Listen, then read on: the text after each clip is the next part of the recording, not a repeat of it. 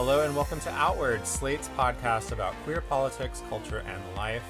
I'm Brian Lauder, an editor at Slate, and I'm here with my co-host, Slate senior writer Christina Carter-Rucci. Hi, Christina. Hi, Brian. Wow, it's so good to see your face again. God, I've missed being on the mic with you. Today is a very exciting day because we are here together to celebrate the launch of a fantastic new limited series called When We All Get to Heaven.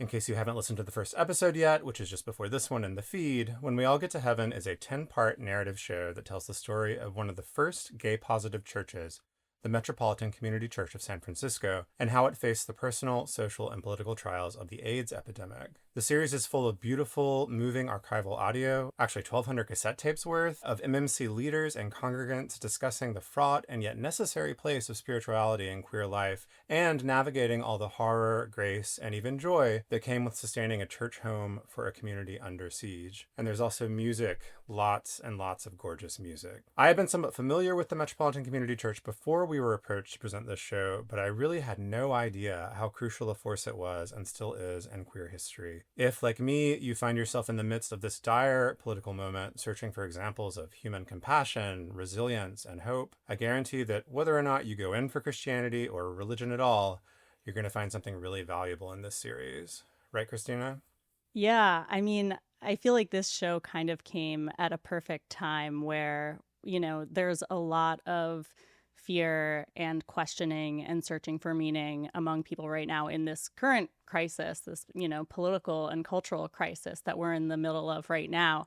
And to just be immersed in this community that came together in a much different but similarly traumatizing time, I found it just incredibly grounding and gratifying, and it's also fun in a way. There's a lot of sorrow and loss, but there's also people, as queer people do, finding joy and love and friendship. And I've loved the experience of listening to this show, and I'm so excited to have it in our feed. Yeah, me too. So throughout When We All Get to Heaven's run, Christina and I will pop in from time to time to add context and process it with you. As today is launch day, we thought it would be ideal to sit down with the show's creator and producer, Lynne Gerber, a scholar of religion who's been working on this story for, if you can believe it, 10 whole years. We're going to take a short break, but after that, we'll talk with Lynne about how she fell in love with the story, the work it took to get it into our ears, and what she believes it has to say to us today. Don't go anywhere.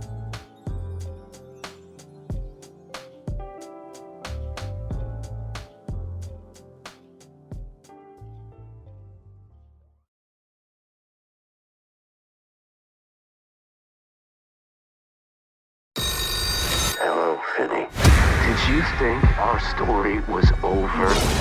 Just a grammar. This Friday, You're dead. Dead is just a word. critics are saying Ethan Hawke is pure nightmare fuel. Finney. Discover the secret behind the mask. What do you think happens when you die? It's time to find out. Black Phone 2, only in theaters Friday. Rated R, under 17, not admitted without parent. When it comes to what your family eats and drinks, you know your choices matter. You're the expert because you know what fits your life. And getting it right starts with good information. That's why America's beverage companies are sharing more information about our ingredients at goodtoknowfacts.org. No spin, no judgments, just the facts straight from the experts for more than 140 beverage ingredients. Visit goodtoknowfacts.org.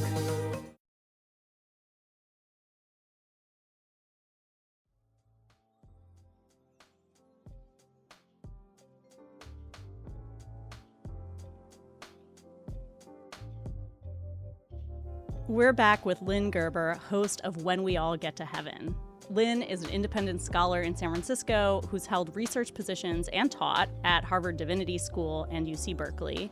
She's the author of Seeking the Straight and Narrow, Weight Loss and Sexual Reorientation in Evangelical America. And Lynne, we are just thrilled again to be sharing this incredible series with our listeners, both old and new. So welcome to Outward. Thank you. I am so excited to be here, and I am just so very pleased to be sharing this work with your audience in particular. Aw, thank you. So for listeners who aren't familiar, what is the Metropolitan Community Church? So the Metropolitan Community Church is a gay positive church. It was founded in 1968 by the Reverend Troy Perry. Troy Perry grew up a Pentecostal Baptist in Florida, gay man, was a minister in a Pentecostal denomination, and was struggling with his homosexuality. He was sort of outed as gay in two different churches that he pastored, and both times the church said, this is unacceptable. You're going to have to change or you're going to have to move on. And the first time he tried to change, and the second time he moved on. And he moved to Los Angeles and decided that being gay was a good thing, that the problem wasn't being gay. The problem was how people were understanding God. And it took him a couple of years and he was trying to figure stuff out. But what he really felt he heard God telling him was that there needed to be a space for gay people where it was recognized that God loved them, that God made them, and God knew full well how God made them, and that was fine with God. And Perry felt like he needed to make a space where that could be true. And he made that space in his living room in Los Angeles, which then became a church and a congregation and then became multiple churches. And so it started as, a risk in someone's living room became a movement. And so, you focus on the San Francisco congregation, as you mentioned. What is your personal history with that church? Yeah, well, so I am not a Christian. I am not a lesbian. I am a scholar of American religion. And I moved to the Bay Area in 2001 to do doctoral work in religion. And I went to a school where a lot of folks who were studying for MCC ministry were students. And they invited me to their church. And I was like, I don't know that I'm the right person for your church. And they were like, just come to our church. And then they were like, it meets at 7:00 on a Sunday night. And I'm like, I don't have to wake up at like 9:00 in the morning to get there. That is crucial. I will totally come to your church. That's very gay too. That's the gay schedule. It's actually less than a mile from where I live. And I went as a curiosity and I became what I call a friend. I'm a Jewish girl from Long Island. I'm too Jewish to join a church. It is not something that I constitutionally am capable of, but I was a friend. And I went Sunday nights. There's this sort of like legend in MCC churches is that people come and they sit in the back and for the first 6 months they just cry. And the legend is that it's about coming out and finding a place and spirituality, blah, blah, blah. Happened to me. I go there every 6 months. I sit in the back and I cry the whole entire service. And I became a friend. And then I kind of stopped becoming a friend because I had other stuff to do and I was doing research on the ex-gay movement. It wasn't a time for me to be that involved in a gay identified church if I was going to be able to pursue my research. But when the project was over, I got an opportunity to study how churches deal with trauma by looking at how MCC San Francisco dealt with AIDS. And in the process of that research is when a longtime congregant introduced me to this collection of tapes that he had preserved, personally plucked out of a pile designated for the trash and preserved. So that's what I wanted to ask you about next. The story of your research and then how we get to what we're listening to now really starts there, where this congregant sort of rescues these amazing cassette tapes and gives them to you. Can you just tell us a little bit about how that happened and then how, as you started listening to them, this came into focus a little bit for you? Yeah, so these tapes started to get made by a guy named Keith Wismer, who sort of started the recording program at MCC San Francisco. And Keith passed away in the mid-90s. And then this guy, Steve, kind of took over the sound room for a while. And Steve was the longtime congregant who introduced me to these tapes. In the early aughts, the church was moving. And so they were cleaning house. And so they had put these boxes and boxes of tapes on a shelf for the garbage. And Steve was like, that's not happening. So he found this space underneath the floor in the sound room, which is a very small. Yeah. So he shoved them under there and he put all these cables and junk on the other side so nobody would poke in there to pull them out. And then I'm sitting in the church office one day following up on the research that I was doing. And he was like, do you know about these tapes under the floor of the sound room? I'm like, I don't know how I would actually know about that, but I would like to know about that. I had his research student there with me and I got him because I am too large a human being to get underneath the floor in the sound room where it was, but I had a very much more younger and flexible student who was able to just pull, and he just was pulling box after box after box after box. And it's this whole pile of boxes, and all of a sudden it's a collection of 1,200 cassettes that are recordings of 2 worship services every Sunday, pretty much, not entirely, but pretty much every Sunday between 1987 and 2003. And I was teaching at UC Berkeley at the time, so I had a team of research assistants with me, and we just started listening. We started digitizing. We digitized a collection of 325 of them, which is what the series is ultimately based on. How did you decide which ones to start listening to? Yeah, so we did 2 kind of samples of them. We created like a grid of how to get a semi-representative sample from all the years. So like for each year, half from a morning service, half in the evening service, no more than X amount from the senior pastor, this amount from a woman. We had a grid. And so that was the first sample. And the second sample was like, whatever the hell we thought was cool. And the only thing we could tell is like what was written on the box. It would have the date and an internal number system and a name. And so I knew, because there were like important queer figures there, Dorothy Allison, Tony Kushner. I'm like, hell yeah, I'm listening to Dorothy Allison. Are you kidding me? And then some of the names were just events that we were intrigued by, like HIV survivors and thrivers. Like, what's that? I want to hear. And then we also just took every Christmas and every Easter because, ho, ho, ho, Merry Christmas. That's awesome. And when the most people tend to come to church, yeah. Exactly. Yeah. So one was a little bit more structured and the other one was more like, what's that about? Just so our listeners can get a sense of what is on this tape, can you describe maybe one piece of tape, maybe that we hear in the first or second episodes, which are the ones that are out now, that really surprised you or moved you, something that you sort of weren't expecting and that did make it into the show? Yeah, I mean, the opening tape is a tape of Jim Metelsky talking about what it's like to almost forget people that you've lost and what it means to like not be able to remember their name. And it was so striking because it so reflects the magnitude of the loss that these folks were living through, that it's person after person after person after person. And it's years. I think that tape is from 1993. It's 12 years in. Like, that happens. It's a little horrifying to think, but it happens. And that he named it. Like, that this was a church where you could name that happened. And it didn't make you not an adequate lover of your beloved people and not an inadequate friend. It was no, we are human people. And part of the reason we gather is to remember, because the tide is so big and it's so fierce and it's wiping away so many people that we're just going to hold on where we can. And his courage to name such a complicated feeling in a worship service in church, which, I don't know, in my experience seems to be a bit more of an emotionally buttoned up kind of place. And then to name such a complex feeling and invite people into that, it was really striking. Yeah, I love that the series opens with that. I'm getting chills now just thinking about it. There's been a lot of cultural material made about the AIDS crisis, films, books, other podcasts. What do you think this lens of spirituality and specifically this congregation helps us understand about the AIDS crisis that, these other sorts of representations don't get at? I think religion and spirituality is an interesting place to explore how people deliberately cultivate hope or sustain themselves, or they cultivate joy in a way that is related to all of their political activism and medical activism and care work, but is also a space completely independent of that is really of imagination structured by a worship service. So it's structured by a liturgy or a structure, and it's structured by music and pieces of the tradition, of the Christian tradition. And in this case, it's structured by pieces of the queer tradition, and queer literature is evoked all the time, and queer music is sung all the time. And it's a place to watch people work to cultivate hope and possibility. And that is in a place where most of the folks there were told they had no place to be there and they had no place to cultivate hope.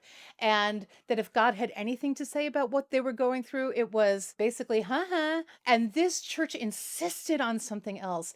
And that kind of sheer insistence on possibility and the commitment to gather and to cultivate a sense of hope through years where they had no idea how this would turn out. They had no idea that the dying would ever end. They had no idea, but they came together in this creative, imaginative, kind of art-filled space that gave the energy to do all of the rest of the other things that all of those other shows and podcasts are about. And that to me is just, it's tremendously moving. And for this time, when we're in a moment where we have no idea how this is going to go and where it's going to end up and how we get there, like the practices of what it takes to hang in through that in a community with a sense of imaginative possibility that insists on everybody's place in it and that directly counters the message that are the loudest messages in the culture.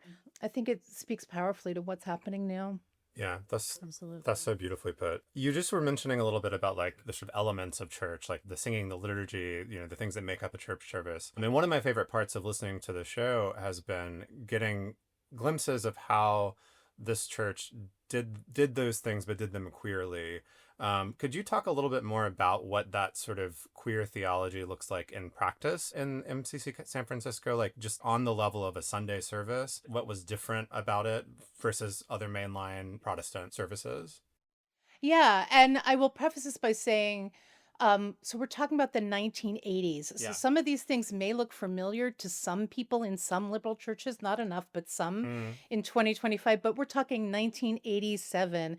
And you walk in the door and there's rainbow flags. We have a little bit of clip of tape of Kit and Audrey, these two women who were very deeply involved in the congregation. When they walked into that church, they didn't know queer people had flags. They just thought these Right. were nice things. These were, look at the pretty flags. And somebody was like, these are the flags of our liberation. And they were like, we had that's no like idea. early adopters. Yeah, no, totally. And Gilbert Baker, who created the flag, was somebody who came to MCC San Francisco. There's a shout out to him in our last episode. So already that's happening. The people there are manifestly gay and lesbian because they're able to express affection in 1980. So people are holding hands, they're touching, they're doing their thing. The sort of greeting moment where everybody's greeting each other in the morning is like a total love fest. But you're hearing it, one, in the music. One thing you're hearing in the music is that this church rewrote most of their hymnal. They actually reproduced their entire hymnal to change the language from male-oriented language for God to gender-inclusive language for God.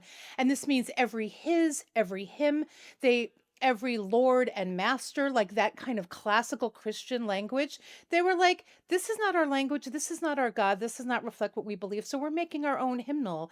That's what we're doing. So they had this hymnal that they Xeroxed themselves, they changed the words with like X-Acto knives, and it makes a real difference when you don't have to say our Father. When that is not the language, it changes the context. The other place you would really see it, you'd hear it in Jim's sermons, everybody's sermons, obviously, because they would draw on queer literature. Right. But the moment for me where I saw it was in communion. Communion is where they commemorate the death of Jesus by reenacting the last meal that Jesus shared with his friends before he was crucified.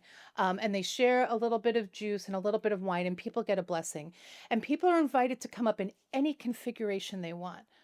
So you come with your lover. You come with 3 of your lovers. You come with 3 of your lovers and your ex and your mom. You come with all of your housemates. You come with any queer configuration of your kin that you want. Or you come up by yourself and you are publicly, visibly in the front of the room, blessed in that configuration, which is a very meaningful and moving public recognition of relationship. I mean, there aren't a lot of other spaces where relationships are seen and blessed that way in such a almost quotidian, because it happens every week, but it's so rare in a situation that's not necessarily overtly sexual and it just is. These are the families here, and they're the families that you choose.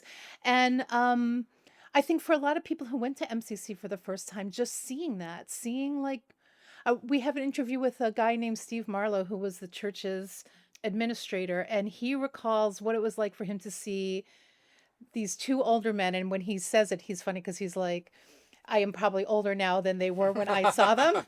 Yeah, sure. But like 2 older, wobbly men, like walking up, getting a blessing together as a pair. Like, it changed his life to see that in 82 or whenever it was, you know. So obviously many queer people are religious or spiritual, people of faith, but I think it's not controversial to say that there's kind of a broad distrust in the community for Full on. organized religion. Yep. And you know, particularly Christianity, because of, you know, this very real history of abuse in churches, and not just being, you know, excommunicated or discriminated against, but also, you know, conversion therapy, something that the Supreme Court is looking at right now, which has harmed so many queer people.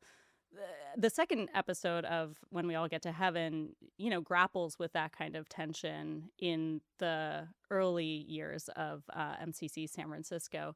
Can you tell us a little bit about how the church kind of tried to change people's view of what a Christian church could be, and, you know, overcome some of that skepticism? First of all, I would say full on, deserved, earned 1000% by American Christianity and Christianity at large. And no queer person is ever to be questioned to be like, yeah, the church thing is not for me. That is 1000%. And the queer community in San Francisco, as in everywhere, but in San Francisco, was super suspect of MCC. And there's still pockets of that where that's true, where it's like, okay, this is sleeping with the enemy at best. This is a tension that cannot be reconciled, and we refuse to. And I think MCC San Francisco has always known and seen and respected that. And I don't think they particularly were out to change people's minds about that per se, because they knew those harms were real and they were come by honestly, and there's not a great defense of them, honestly.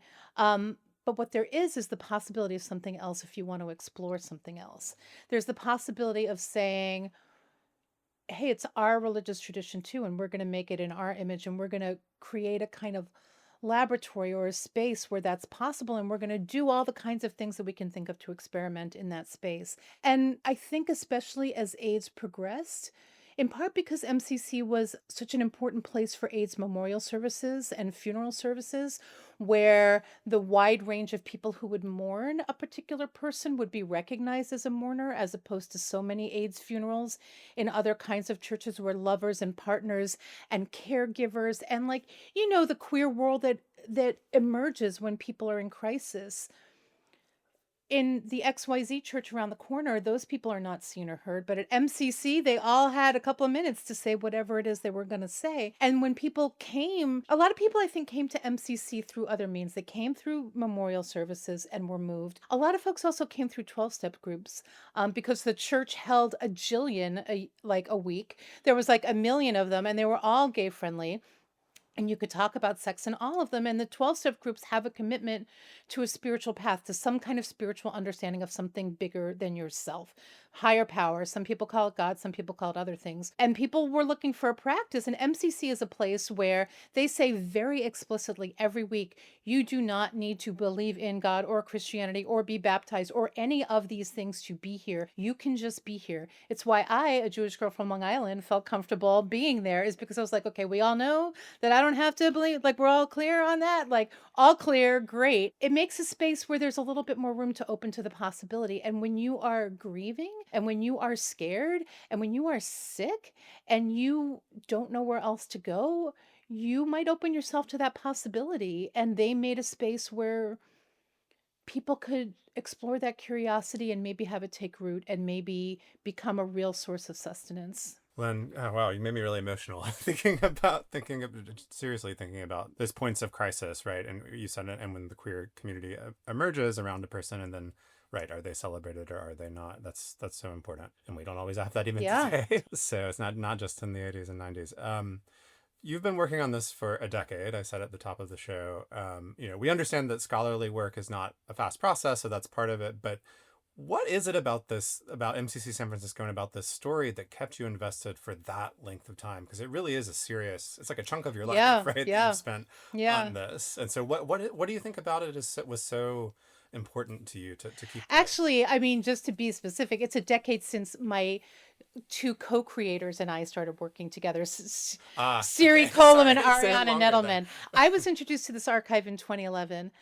And I will say one thing that is personal. So when I finished the project on Christian weight loss and sexual reorientation or conversion therapy, that's not a language that was used as much at the time. The ex-gay movement was the language we used. As a scholar of religion, I was at an interesting crossroads because that was a world that did not speak to my own religious sensibilities, let's just say. And and I've seen it with a lot of religion scholars who study places that are not religiously, um, I don't know, juicy for them. You can dry out, you can become hard, you can become cold to your topic. And I did not want to become cold to my topic. I didn't want to be a person who only felt a real coldness toward the communities that I was studying. And was there a place that felt like the religious metaphor is like living waters, like like waters that are actually nourished? And MCC San Francisco had always been that to me, not officially, just as a human person, even though I was never really a member. And then you just start listening to this stuff and things strike you and they hold you. Like, I'll never forget listening to a sermon Jim Matulsky preached on Christmas 1989, and it's framed around this W.H. Auden poem called the Christmas Oratorio, and the refrain is, "We who must die demand a miracle." And I'm like, this dude is getting up on Christmas in 1989 and saying to this church, this is like weeks after the Stop the Church protests, "We who must die demand a miracle," in this church full of people with AIDS. Like, yeah, I'd keep listening. I listen to that over and over and over again. Like, that will bring living water out of this cold, cold heart of a religious studies scholar. Yeah, I'll keep listening. Because you're doing something extraordinary here, and you preserved it in this way that nobody knows about. And this archive is a community resource. It is not just meant for my ears and these like 10 Berkeley students. It's for the community. And the podcast is only one way to reintroduce it to the community. We've moved the archive to the San Francisco Public Library. It's available for other podcasts and other artistic innovations and adaptations of it, but it draws you in. It's nourishing. It never stopped having interesting and important questions and moments that were moving. Those 10 years or even more have spanned some pretty tumultuous times in American life too, for queer people and many other communities. You know, in this moment, what does it mean to you, and what do you hope listeners take away from it?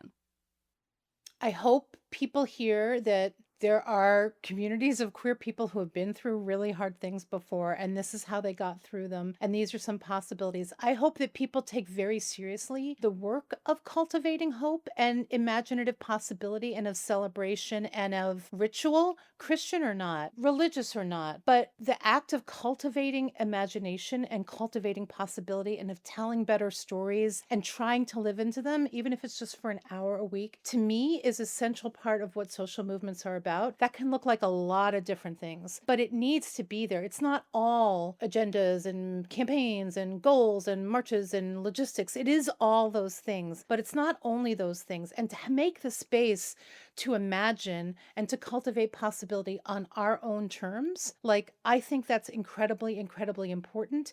And it's something that's undervalued. It's hard to say, I don't know, to a funder, we'd like money to imagine once a week, to live into an alternate possibility for an hour on a Sunday. Like, what?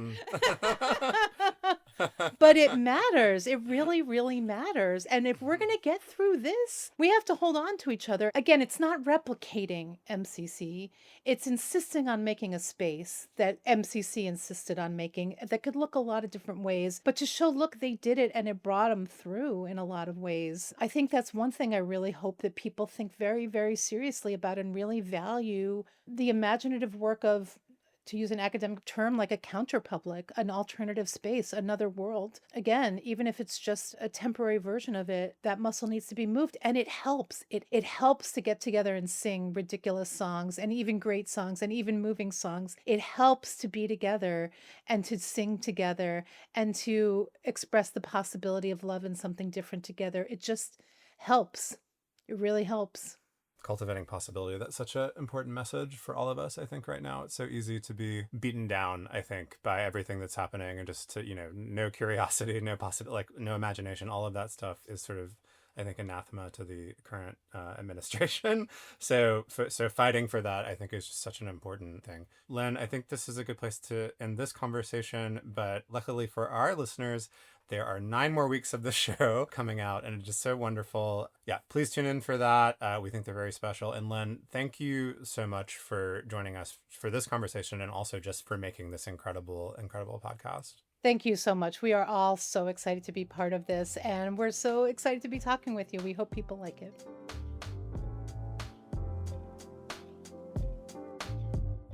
All right, that's it for today. But before we go, we wanted to remind you that Slate Plus listeners get extra outward content. And in this case, that means some special processing conversations between me and Christina as the When We All Get to Heaven season rolls along. Some of the episodes are really intense and there's a lot to discuss, so you won't want to miss us breaking it all down. If you're not already a subscriber, remember that by joining Slate Plus, you'll get ad-free podcasts, extra segments on all of our shows. You'll never hit a paywall on the Slate site. Subscribe now on Apple Podcasts by clicking Try Free at the top of the Outward show page, or visit slate.com/outwardplus to get access wherever you listen.